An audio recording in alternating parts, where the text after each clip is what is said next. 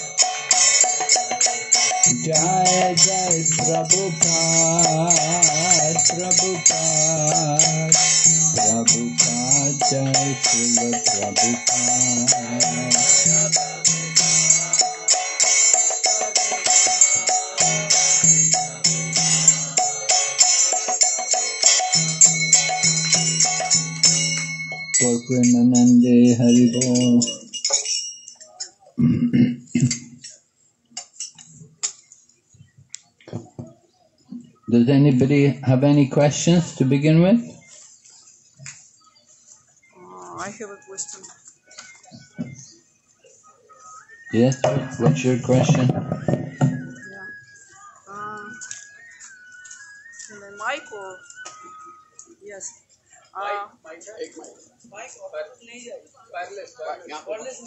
Okay, I can say without mic. Okay. My question is, Guru Maharaj, this Brahma doesn't fully understand the Lord, the Supreme Lord, but Brahma glorifies the Lord every time. And what mood has Brahma to do like this? So he cannot understand fully the Supreme Lord, but he glorifies Lord. And what mood has Brahma? This is humility or maybe something else. Alright, so Maharaj's question is, she said Lord Brahma doesn't fully understand the Lord. He has not fully realized the Lord, but still he glorifies the Lord. So how should we understand Brahma's mood in offering glorification of the Lord? Well, even the Lord cannot understand the Lord fully because the Lord's qualities and opulences are always increasing. And so Lord Brahma, as much as he understands, then he glorifies that much and he expresses that. That we cannot expect to know fully everything about the Lord, but whatever you've understood, whatever you've seen, whatever you realize, then you express that. Express your appreciation for the Lord.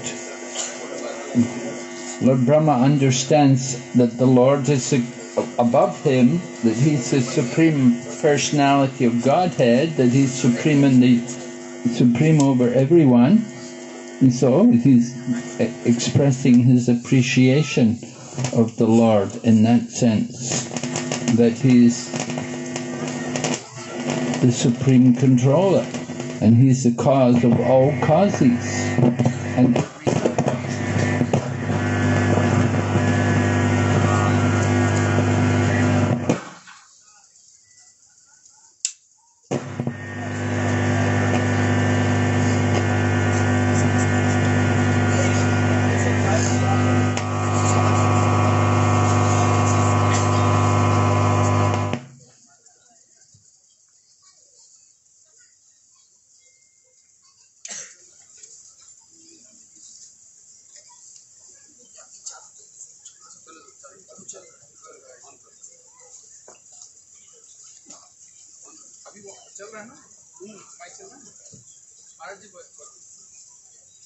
Hare Krishna, Hare Krishna. Is it working? Hare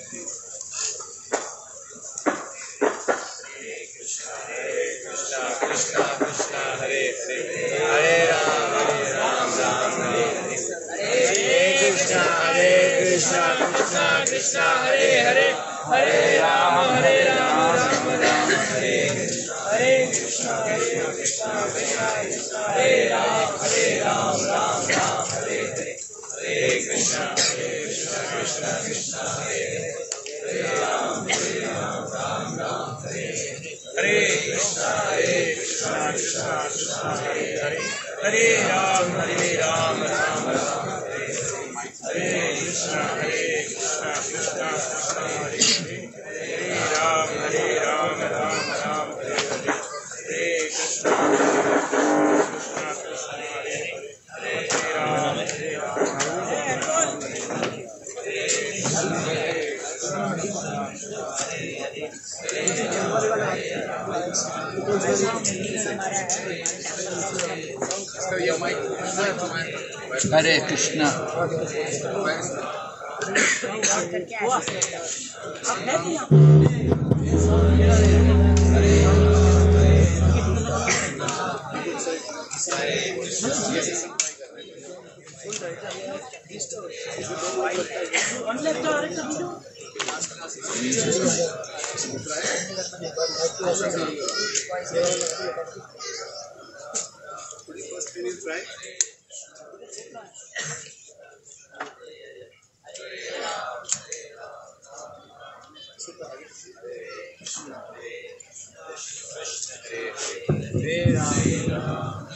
Hare Krishna, Krishna Krishna, Hare Hare, Hare Rama, Rama Rama, Hare Hare.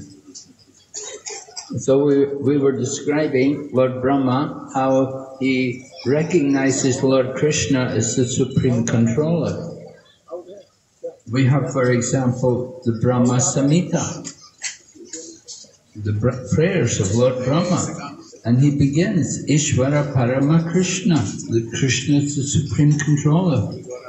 And he's Ishvara Parama Krishna, Satchidananda Vigraha, he has a body which is eternal, full of bliss and knowledge. Anadir Adir Govinda Sarva Karana Karanam. He's the origin of all origins and the cause of all causes. So in this way, Lord Brahma, although he does not fully understand everything about Lord Krishna, but he understands something and he's appreciating.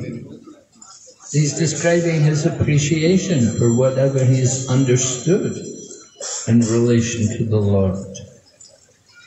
And so this is the duty of every devotee. As much as we have understood Lord Krishna, we want to glorify him and express our appreciation for him. Now it will vary, there will be different degrees of appreciation. Someone will simply understand the Lord as the Creator, and other people will have a more intimate relationship with the Lord.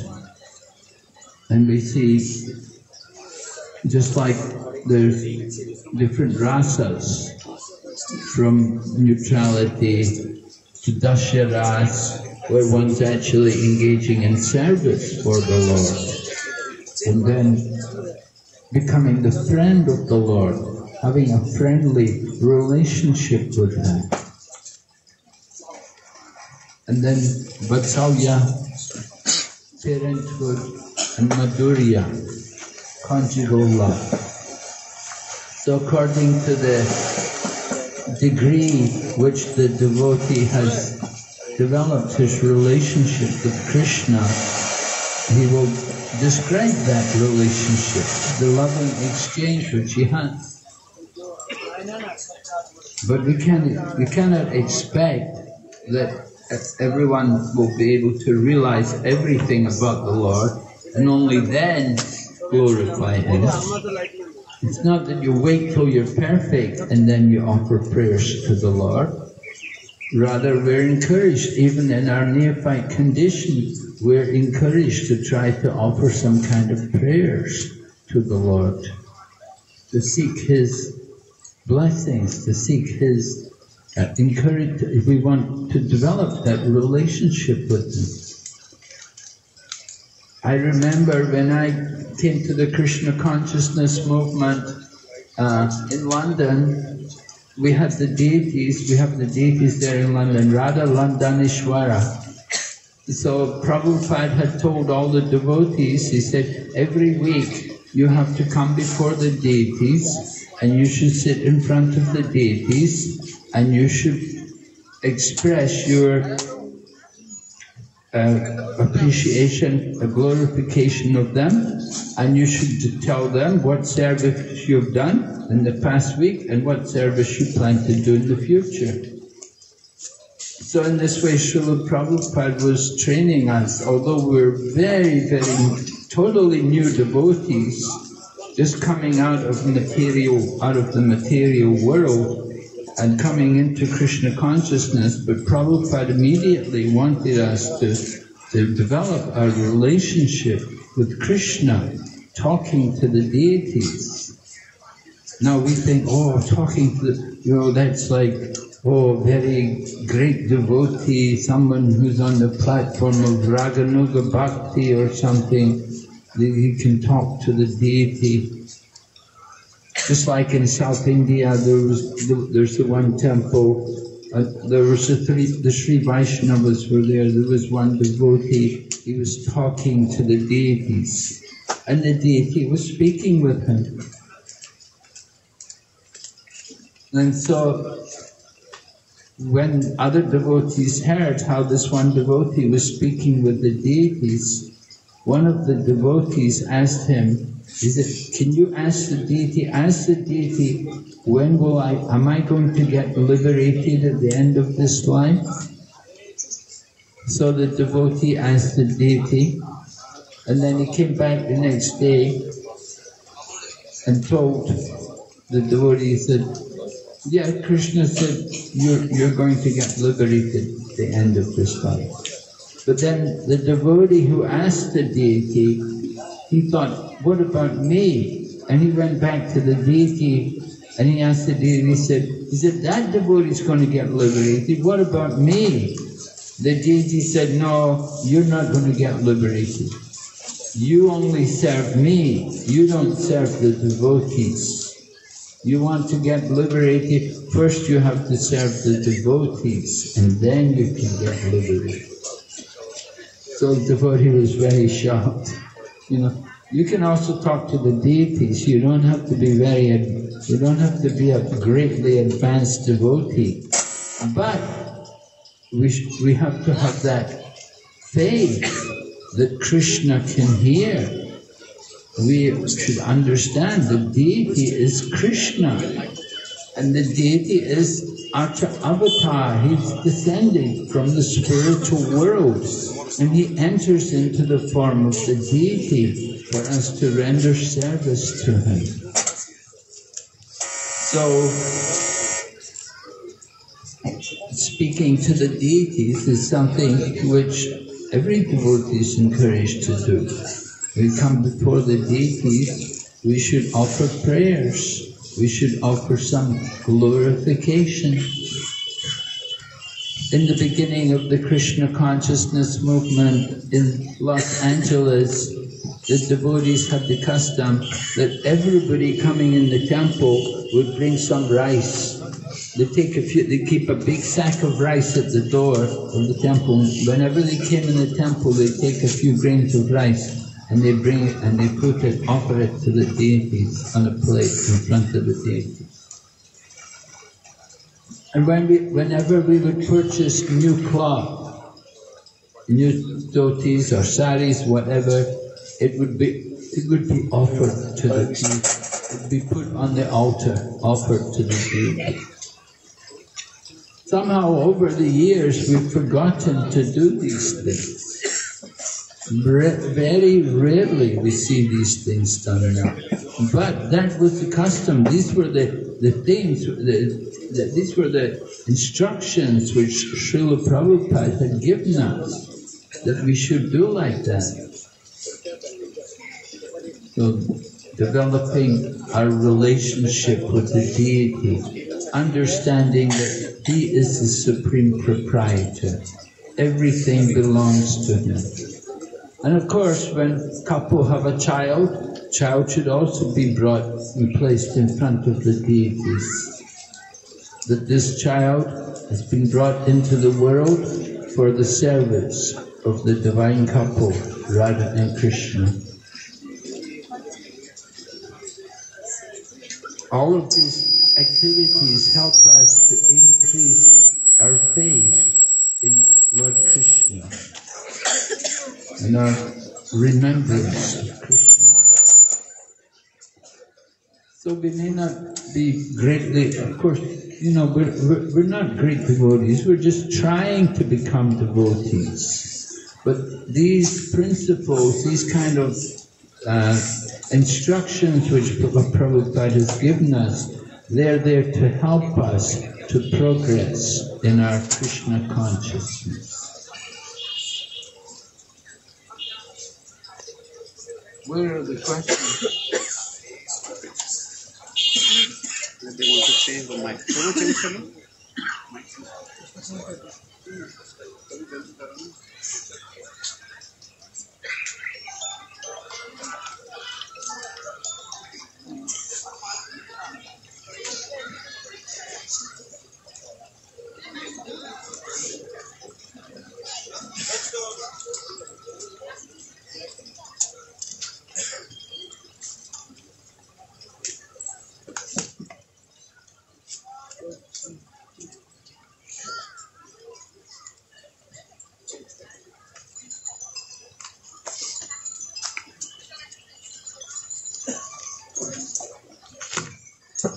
Hare Krishna.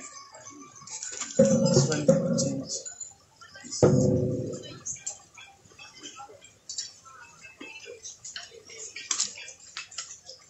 कुछ लगा है?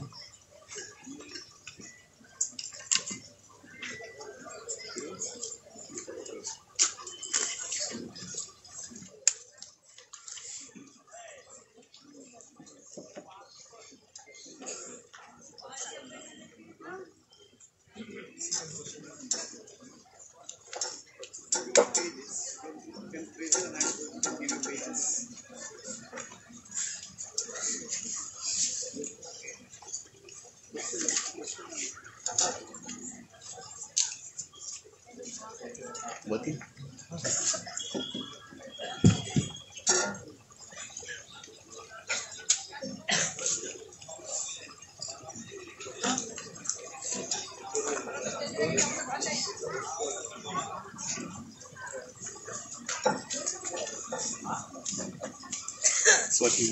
All right, thank you. Hare Krishna. Is it working? Yes? Okay, here's the question. Is humility tolerating everything, whether good or bad? So if we tolerate someone's bad behavior towards us, isn't that torture towards oneself? And does tolerating bad behavior of someone, is it really humility?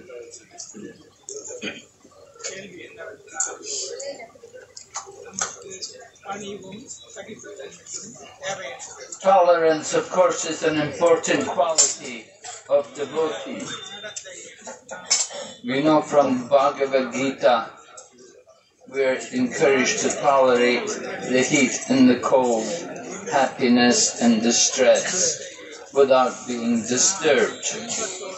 Qualities of a sadhu are also described in the third canto Srimad Bhagavatam. Lord Kapila is instructing his mother Devahuti, and he describes the qualities of the sadhu.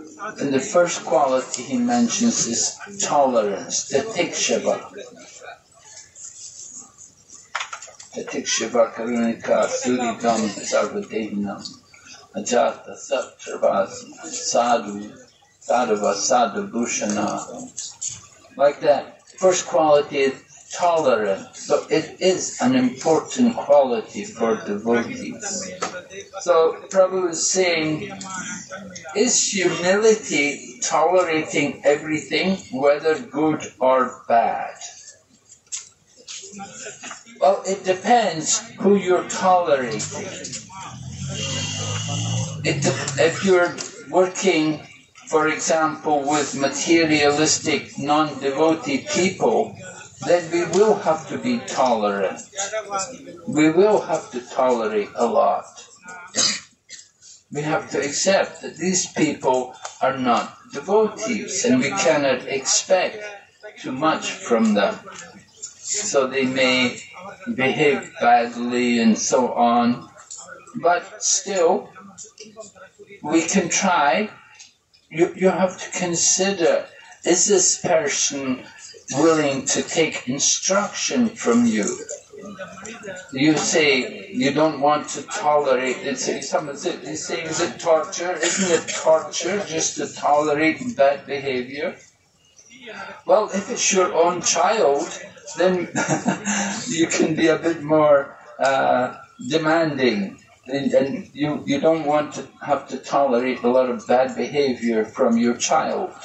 You do want to instruct them to behave properly. But if you're working with other people who are not under your authority and who are not devotees, then you have to be more considerate. You have to consider the circumstances.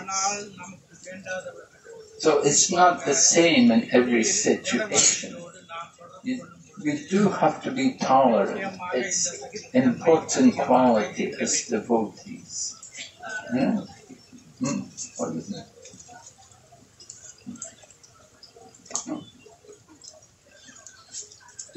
torture towards oneself,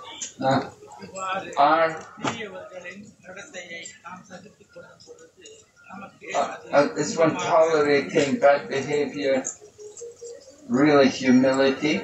Yes, it is. In some ways it is really humility. If the people are not devotees, they're not going to take instruction from you, why should you waste your time trying to correct them? What you should do is simply avoid their association. If you know that people don't behave properly, then just simply avoid their association.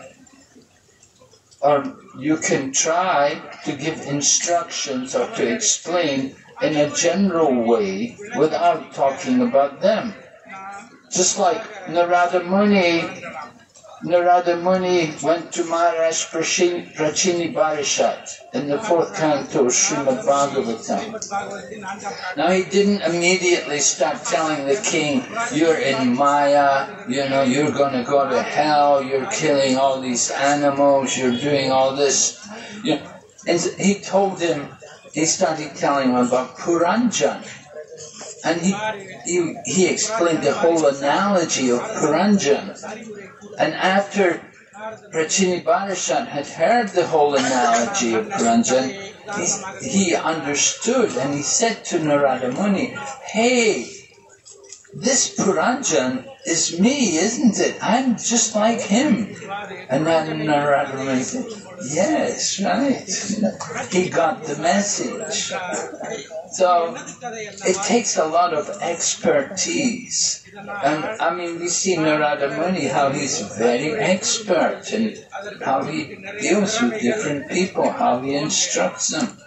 This morning we were in Suvarna Vihar and we heard about Suvarna Sen. And Suvarna Sen was doing so many foolish things in his old age. Although he was so elderly, he was still thinking about increasing his kingdom, getting more money. I had the experience myself. I was doing some Indian preaching in Hong Kong, and I went to this one Marwari gentleman, very wealthy man, elderly man. He had quite a good business with his brothers. They owned hotels in Singapore, and they had a watch factory in Hong Kong, and many people working for them. So I was sitting in his office, and he picked up the phone, and he was speaking to the bank, and he said, just tell me what I need to do to make more money. He already had so much money, and his health was terrible. He was diabetic, had heart bypass, and health was in terrible condition. But still he was just thinking, what do I need to do to make more money? So this is ignorance. There's many people like this. Now, if you try to tell them, Mr. Junjunwala, this is not the way to pass your life, he's not going to listen, he's not ready to listen. You have to consider the field. You have to think how to engage these people, how to try to help them. And it's not, you can just come out as a big teacher and start telling, you're in Maya, Prabhu, you've got to give this up. You can do that with back to Bob or something, back to Bimal or something. You can say, come on, Prabhu, get out of Maya, But, some senior person, and you have to use a different strategy teaching you. So humility generally means not being anxious to get respect ourselves. But as we say in Shikshastikam, tolerant like a tree. Ame amanena manadena, offering all respects to others and not being anxious for respect for ourselves. That is humility.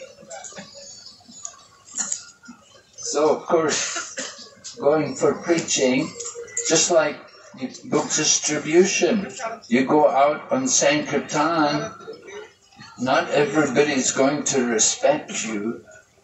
You go out on Sankirtan and you're trying to introduce books to people. You're going to get a lot of people who are not very nice and who can give you some harsh words. We have to tolerate it. We have to accept that it's a material world. This is how people are. And we should be thankful that we've come to Krishna consciousness. So we try to help people to behave properly, but it's not such an easy thing to change people, to get people to behave nicely. It would be nice. We have to show the example ourselves. One time I was in Calcutta and we were doing some Indian preaching, life membership. In those days, it was 1970s, and the temples were supported by life membership. And we would go to people, and tell them about ISKCON and how we're developing the center here. And we would ask them to become a life member.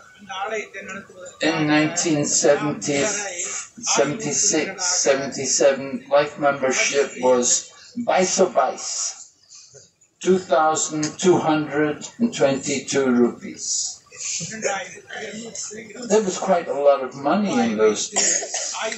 Today, of course, it's not much. It's much more today. It's more than 10 times that. Right? 30 something. Anyway, in those days, initially it was Garasogara. 1,111. And then it became Baisa-Bais. Went up. So, but I was with Sridhar Swami. Sridhar Swami, his samadhi is there in Mayapur. He was from Juhu, Bombay. So Prabhupada brought him to Calcutta and put him in charge of the Calcutta temple. He was the temple president. So one time I went with him for preaching. It was a Sunday morning. And we were just going door to door, to people's house. And so we knocked on one door, and the man opened the door, and he closed the door. But when he closed the door, Sridhar carried his danda. He stuck his danda in the door. Stuck his danda right in the door, so the man couldn't close the door.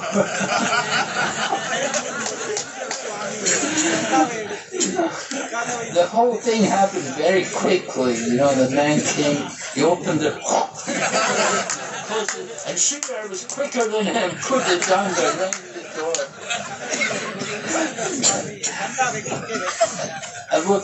And somehow the man said, "Oh, I'm sorry." And Sridhar just laughed, yeah, it's okay.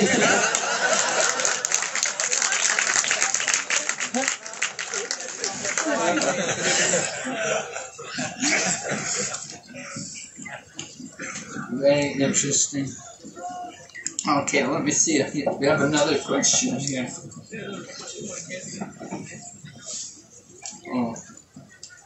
It looks like it's written in Tamil.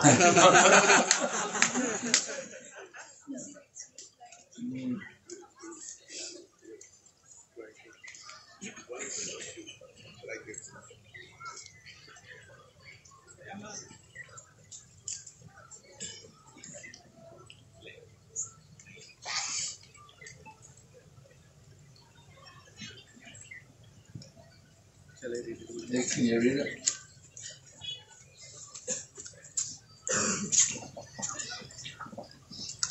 Hare Krishna Maharaj. So the question says, we practice devotional service, but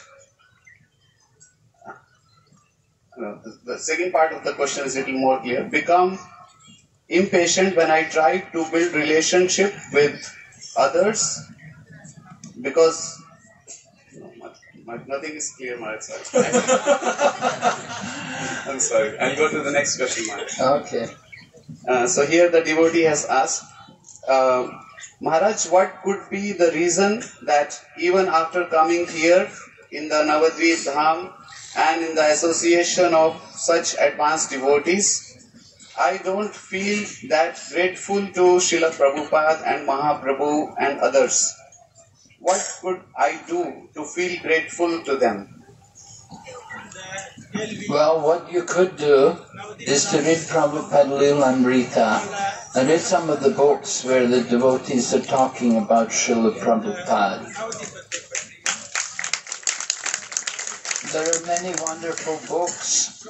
His Holiness Giriraj Swami has just published a couple of books. Recently he published that book, Let Me Build a Temple, I'll Build You a Temple. And then published also Dancing White Elephants. So Giriraj Swami has written those two nice books. He's a very nice writer. Prabhupada always encouraged him to write. Also, of course, Satsvarupa Maharaj has written the biography, Prabhupada Lilamrita. And then Mukunda Goswami has written his book. And Shamsundar has written 3 volumes on chasing rhinos with the Swami, all very wonderful books. Mukunda Goswami's book, one devotee described it, he said it's a page turner. He said it's so gripping that you can't wait to turn the next page, it's so exciting. And Shamsundar also has described a lot of wonderful things, things which we wouldn't know, because Shamsundar was the one who was maybe very intimate with Srila Prabhupada. It was Shamsundar who brought George Harrison into Krishna consciousness. And it was Shamsundar who came in, Prabhupada brought him to India when he began his preaching in India. Although he cultivated the relationship with George Harrison, still Prabhupada brought him to India, and he organized the big pandal which they had in Mumbai. He put up the big balloon, huge balloon, just said Hare Krishna, and the whole city of Bombay could see it. It was a balloon, a big balloon filled with helium, and the whole town of Bombay whole city of Bombay was just saying Hare Krishna. Everyone was talking about it. So this was Shamsundar. He was very brilliant. He's a very brilliant person. His how he did things, and Prabhupada could use them. So you want to appreciate Srila Prabhupada more. It means you don't know much about Prabhupada. If you knew about Prabhupada, then you'd appreciate more. And if you read Prabhupada's books, then you can't help but appreciate Prabhupada. So you say you don't appreciate Srila Prabhupada? It means you've not read enough, you've not heard enough. You need to engage more in these activities, hearing, reading the books. Then definitely you develop an appreciation for Srila Prabhupada. And we have now, of course, we have courses like Bhakti Shastri course and Bhakti Vaibhav, Bhakti Vedanta, these courses. They also help you to appreciate more Srila Prabhupada, because part of the course requires you to recognize Prabhupada's mood and mission. Often we read Prabhupada's books, but we don't always appreciate what is being said and what Prabhupada's talking about. We just read it, it goes in one ear, out the other. It's just like a reading exercise. But if you study these courses, if you study even Bhakti Shastri, and you learn things about Prabhupada's mood and mission, just like in the preface of the Bhagavad Gita. Prabhupada's mood and mission is brought out there. And you could have read the preface, but you never thought, well, this is Prabhupada's mood and mission. How he was thinking. That he writes that if even one person will become a devotee, then I will consider this mission a success. This was Srila Prabhupada in the beginning of the Krishna consciousness movement. If he could he didn't even know if he would get the book published. But he was writing like that. If just one person will become a devotee, then this is a success. So you don't appreciate Srila Prabhupada, even though you're coming on the holy Dham. I think you're not being honest. I think you do appreciate Srila Prabhupada. Otherwise, why you would come out here? Come out on the parikrama and take part in this, going around the island, hearing the kathas, taking part in the kirtans, and taking the prasadam. It means certainly you do have faith. Maybe you have to have a little more, deeper understanding. So therefore I say it will be very helpful for you to do these courses, beginning with Bhakti Shastri. And nowadays, His Holiness Jayapataka Swami Maharaj, as well as other devotees, who are giving initiation, they will request that devotees who want to come for second initiation, they should have completed the Bhakti Shastri course. Without completing the Bhakti Shastri course, then you may just be like an illiterate Brahmana. We don't want illiterate Brahmanas. At least we don't want more illiterate Brahmanas. We've already got people like myself. We want to improve the quality of the Brahmanas. That's the point, you know. If you just think, oh, I've been a devotee 5 years or 3 years or whatever, I want second initiation now. But you may never have read the books. You may never have studied properly. So that's not good. You want to get second initiation, you should study carefully. And then certainly you study these courses with other devotees who are serious in trying to understand the teachings. It's very helpful. It's very, very good to take part in these courses and study first of all Bhagavad Gita, and then go on and study Srimad Bhagavatam. And learn to recognize different points which Prabhupada is making. Not only mood and mission, but also about academic integrity. Sometimes different words are given other meanings. What would be an example? Academic integrity. We have to understand what is the proper meaning of these words, how to apply it carefully. So Prabhupada is training us in all of these different things.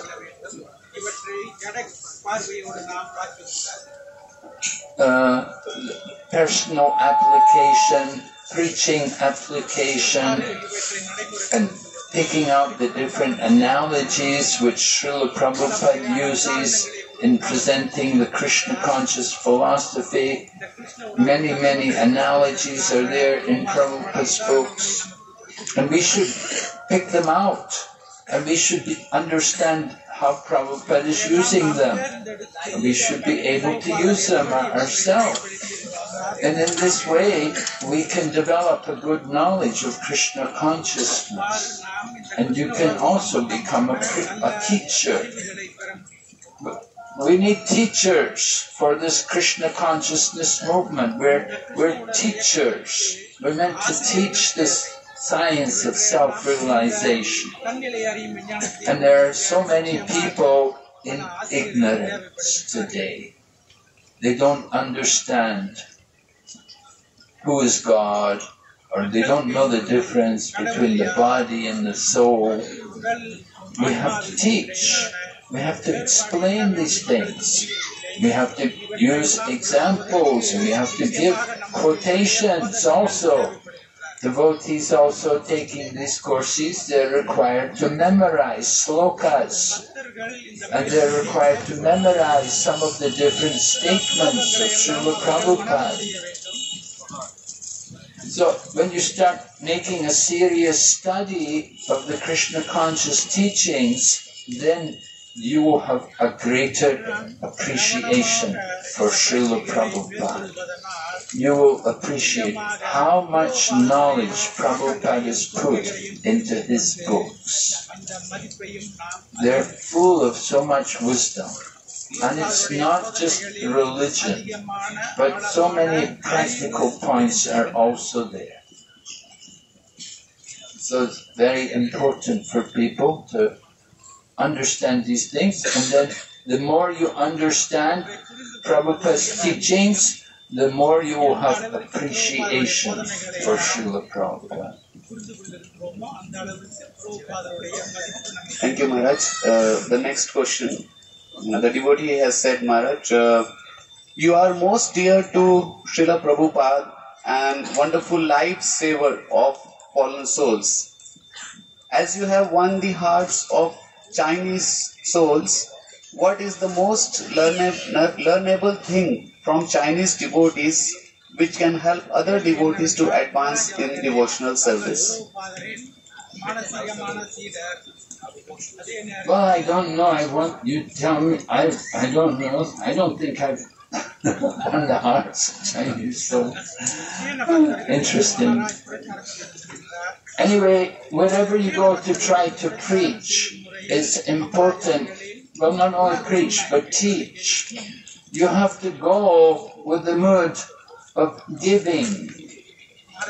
That we don't go, we didn't come to, just like we didn't come to India to get or to take, you know, especially in the 1970s.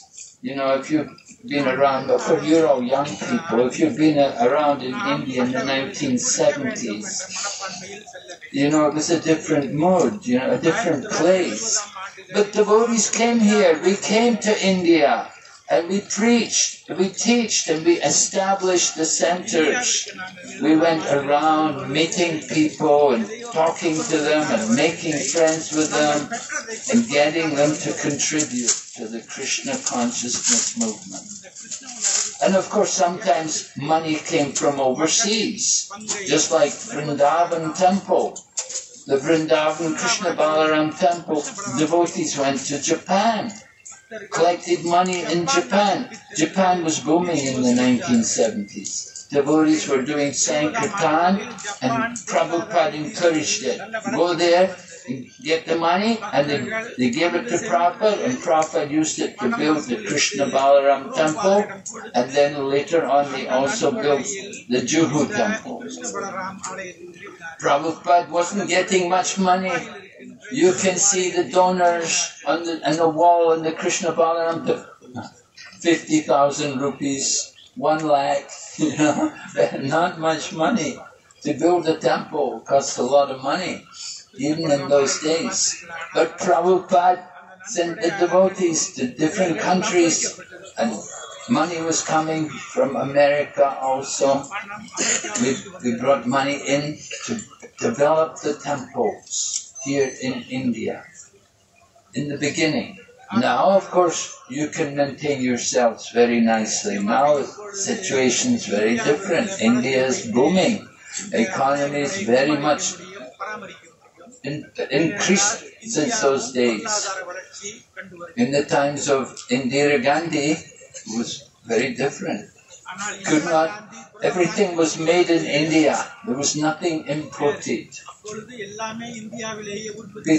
People wanted very much to get a pair of jeans from America. Or even a briefcase, a Samsonite briefcase, you know. People would pay a lot of money to get one. Or a nice pen. In the 1970s, it was different. But we came here to give Krishna consciousness. So when you go out for preaching, you have to have that mood that you come to give. You didn't come to take. You want to give. Prabhupada also told the people in America, they said to him, Swamiji, have you just come here to beg from us? Prabhupada said, I have not come to beg from you. I've come to give you what you have forgotten. And Prabhupada told, I have come to give you God consciousness. So Prabhupada had that mood. He didn't think about what will I get. He came to give, and he gave constantly. And Prabhupada himself, he never asked people for money. He just waited, let Krishna arrange it. The money will come, Krishna will do it. He never asked people for money. He just wanted to give Krishna. So we have to have that mood to give. And the more you give, just like Prabhupada was there in New York, he was cooking for the devotees. So also I used to, when I first started going to China, I used to do like that. I used to take a little electric hot plate, and I had my stainless steel pot, and I'd take some spices and a little ghee, and I would cook. I cooked every day for myself. I was staying there. I even took a job there at one point, just so I could be there. So you have to be willing to make sacrifices to try to distribute Krishna consciousness. If you're just thinking about yourself, then it won't work. But the more you care about others, then people will pick up on it. Okay? Thank you, Maharaj. Next question. The devotee has asked, how is it or why is it that Sri Krishna cannot be achieved except through the worship of Gauranga Mahaprabhu?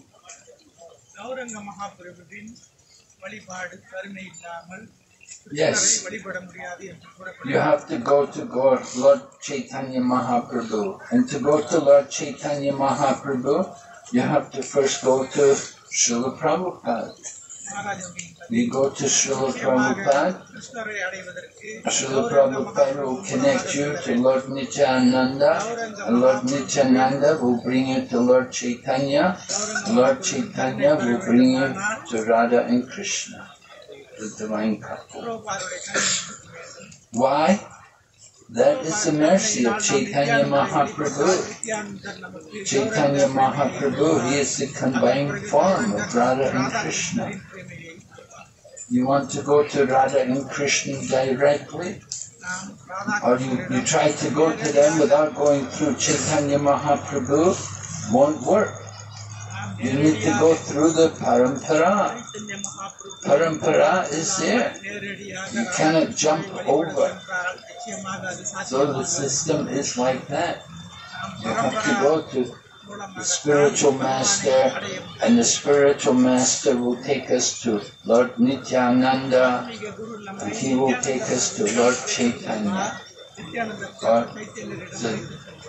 Rupa Radhanath.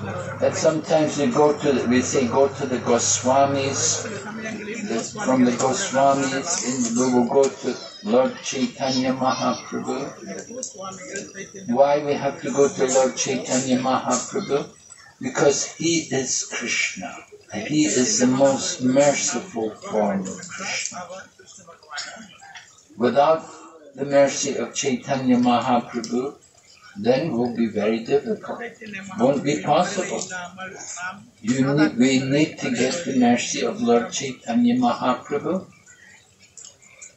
How do you get the mercy of Chaitanya Mahaprabhu? You have to get first the mercy of Lord Nityananda. How do you get the mercy of Lord Nityananda? You have to take up the mission of Lord Nityananda. to engage the Jaghai and the Madhai in Krishna consciousness. You go out and preach to the fallen souls and give them Krishna consciousness.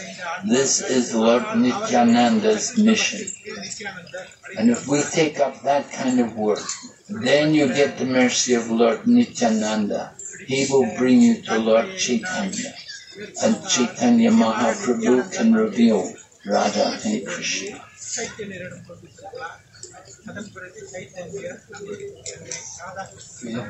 Thank you, Maharaj. Next question.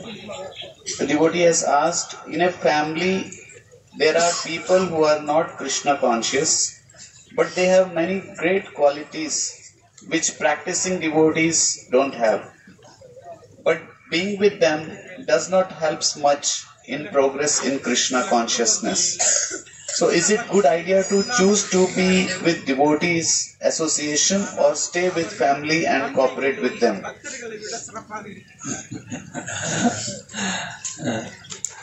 A typical Indian question.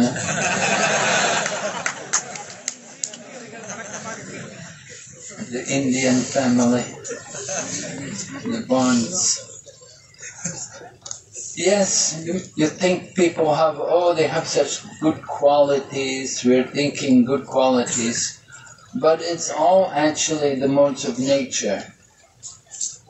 What we think is actually good qualities is not always so good. The modes of nature, like that. We think, there's such a nice person. Just like Srila Prabhupada described, he had gone to the post office and he was talking to the man in the post office, and the man Prabhupada was sending some books to someone, and so the man was talking to Prabhupada, and Prabhupada was preaching to him about devotional service, and the man was saying to Prabhupada, well, I'm a good man, I'm an honest man, I don't tell any lies, I don't steal from anybody, why I have to be a devotee? Why I have to serve God? I'm a good person. People always think like that. They think they're good, but actually they're just simply under the modes of material nature. So for some time they're good, and sometimes they're not so good. It varies. It's not that they're always good, but most people think they're good.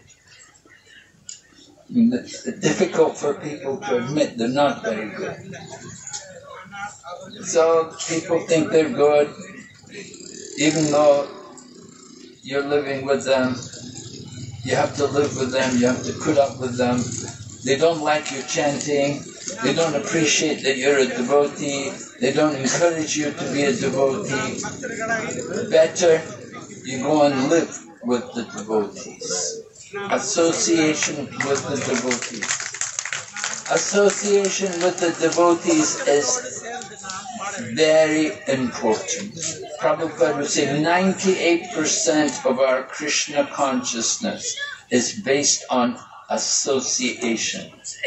And if you're associating in the well, right? Right?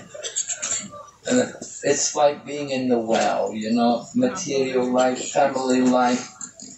Raghunath Das was in a very rich family, and his father and his uncle were very wealthy and very charitable. They were maintaining all the brahmanas in Bengal by giving charity. And Raghunath Das wanted to become a devotee. And at first he went to Lord Chaitanya, and Lord Chaitanya sent him home and said, just behave properly, don't be a sahajya, don't take everything cheap. So Raghunath went home, but then later on he met Lord Nityananda, and Lord Nityananda gave mercy to Raghunath. You can go to Panihati and you can see the place where Raghunath Das got the mercy of Lord Nityananda. And Raghunath Das was blessed by Lord Nityananda that soon you will get free from your material life. And it happened, Raghunath finally was able to escape. Although many times he tried, he'd never been successful. But this time he was successful. And he got to Jagannath Puri, and then Swarup Damodar brought him to meet Lord Chaitanya Mahaprabhu. And Lord Chaitanya Mahaprabhu knew he was Raghunath. He was from this family, Haranya and Govardhan Majumdar, who were maintaining all the Brahmanas in Bengal. They were so wealthy, so pious. And here's Raghunath come to join them. What did Lord Chaitanya say? He said, you know, you were like an animal who'd fallen in a hole where people pass through. You were living in that situation. You are so lucky to get free from it. Very rare that an animal who falls into that will ever escape. So you're very, very lucky that you could get out of that material entanglement. So Lord Chaitanya encouraged him to stay with the devotees. And of course Raghunath did. And he went on later on. For some time he was in Jagannath Puri. Then after Lord Chaitanya disappeared from the world, then he went to Vrindavan and he stayed with Rupa and Sanatan. And he developed Radhakund. He did great service. But you stay in the family just like Chaitanya Mahaprabhu. He left home at 24. He had a wife. He had a young wife. Very devoted, loving wife. And a very nice mother. The mother was not always nagging at him and complaining, oh, get a job, you know, go do this. But the mother was Mother Sachi, very perfect mother. Chaitanya Mahaprabhu left. Why did he leave the home? To deliver the world. Not because he knew if he just stayed at home, he couldn't do so much. If you just stay at home in family life, then very restricted, very limited what you can do. But if you take up Krishna consciousness fully, so Prabhupada writes, if you read the Srimad Bhagavatam, 6th canto, you can read about how Indra needed a weapon to kill Vritasura. So he was offering prayers to the Lord, and he was asking the Lord to kill him. And the Lord said, no, I'm not going to kill him, you kill him. And the Lord told him how to kill this demon Vritasura. He said, you go to Dadichi. And he said, Dadichi's body is very rich in austerity and detachment. He will give the bones from his body and you can make the thunderbolt weapon.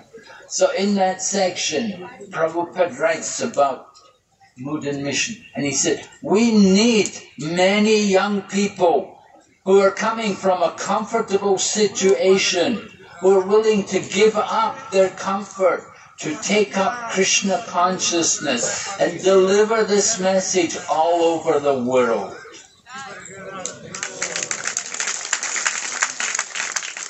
Alright, how many want to sign up? How many are ready to sign up?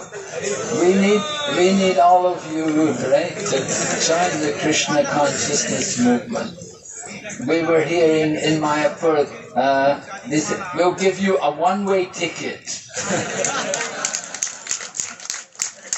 You get a one-way ticket to go to some part of the world and to go and preach, go and teach, go and give Krishna consciousness. But don't just go like the spaceman went to the moon. Just go to enjoy and come back again. You know? Sometimes people do that. We see the Buddhist monks They become a monk for a few months or a year or something. Then they go back. Go back into family life again. Okay, they get some purification for some time. But we need devotees to give their life to preach Krishna consciousness, to teach. That's what's needed. So the Dichi gave his life. He gave the bones. He said, yeah, it's for a good cause. I should do it. Etavas janma sapoyam dehinam eha deheshu. Praner arter diyavacha shreya acharanam sada. It is the duty of all living entities to sacrifice their life, their wealth, their intelligence, and their works for the service of others. We're not meant to be selfish. We're meant to be selfless. You get it? Not selfish, selfless. We don't care about ourselves. We care about others. That is the Krishna consciousness mood. So we're trying to cultivate that kind of mentality. We want to become dedicated to giving Krishna consciousness. And it's very difficult if you have to live with materialistic people. To live with materialistic people, it's very difficult. For some little time you can do it, but you cannot just simply remain in that condition. You have to think how to get out of that situation. Sometimes it may mean you get married. Marry a devotee woman and then you make your own home, rather than live with people who are not devotees. You enter into family life, then make your own home. You don't have to stay in the home of people who are not devotees. Yeah, come on. Yeah. Why is it? Jody.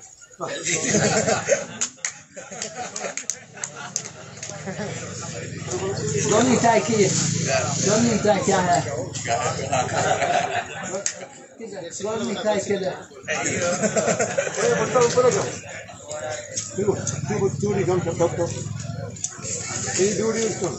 Okay, Hare Krishna. Shri Prabhupada ki.